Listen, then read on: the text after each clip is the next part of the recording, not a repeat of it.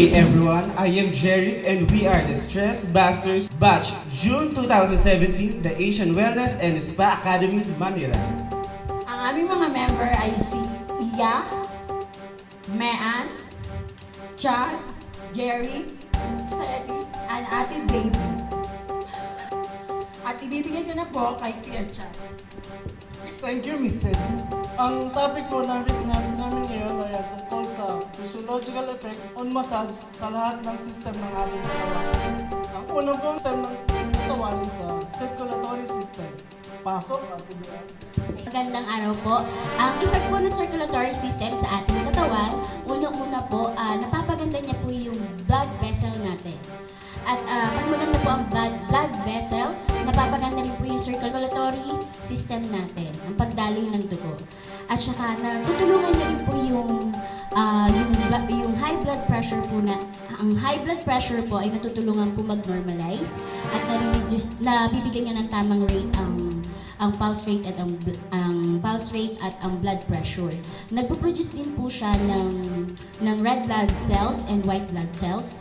At ang mga waste product po ay natutulungan niya yun ilabas. Salamat ulit, Ate Mayan. Ang susunod na system ng ating katawan is lymphatic system. Pasok, Ate Mayan. Sa lymphatic system naman, nagkakaroon ng improvement ng ating lymph circulation. At sa pag-improve ng ating lymph circulation, nababawasan din ang pag-accumulate ng tubig sa ating katawan or tinatawag nating edema or manas. Siyempre, pag nabawasan ng edema, mababawasan din yung size ng pagmanas ng ating mga extremities, ganyan. At the same time, nababawasan din ang timbang ng katawan. At ang susunod naman na sistema ng katawan is integumentary system. Pasok ulit. Ayan. Ayun, ang integumentary system po, ang nagagawa po ng massage sa kanya, natutulungan po, napapaganda po yung skin temperature natin, nabibigyan tayo ng tamang skin temperature, nakakatulong po ito para mabawasan ang ating stress. At the same time, nakakatulong din po siya kung dry ang skin natin dahil na i-improve niya po o na-stimulate niya yung oil glands natin para po ma-reduce po yung ating pagka-dry, na ma-moisturize niya po mabuti. Ang next topic, nervous system. Sa nervous system naman, ito yung nababawasan ng stress natin. Nakakatulong ang pagbawas din sa yung anxiety or pag-aalala. Ngayon, i-improve din yung sa relaxation natin.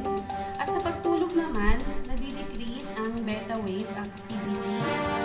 Sa this beta wave activity, nababawasan yung beta wave associated sa relaxation. So, nagkakaroon siya ng relaxation.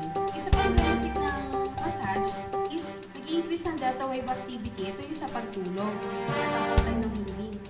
At saka, yung na-activate ang kanyang sensory receptors dahil sa paghagod na yan, i-stimulate yung mga muscle spindles na nakakatulong sa contraction ng muscles. Ang susunod is endocrine system.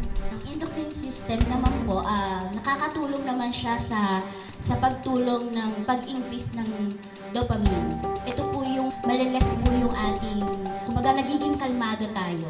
Yung stress natin, yung serotonin natin, signal niya, mas less yung pain na nararamdam natin. Tapos, yung reduced analgesic po natin, yun na po. Ito yung, sa endocrine system, pinaka-effect niya po talaga ay males nararamdamang pain. Yun po. Next is muscular system. Muscular system, nagkakaroon ng relief ng muscular tension. Then, sa paghagod ng mga muscle natin, maganda yung, at the same time, nare-relax din yung muscles at nagkakaroon ng relief sa pamamaga, sa fatigue, and lastly, nagkakaroon ng paghiwa-hiwalay ng bigla ng muscle kasi nare-relax siya at nare-reduce yung muscle spasm. Next is respiratory system. Sa respiratory system, ang natutulong naman po ng masahe sa ating respiratory system, yung ating paghinga, yung bibigay po siya ng tamang paghinga sa atin at nakakaiwas din po siya ng asthma, yung attack ng asthma.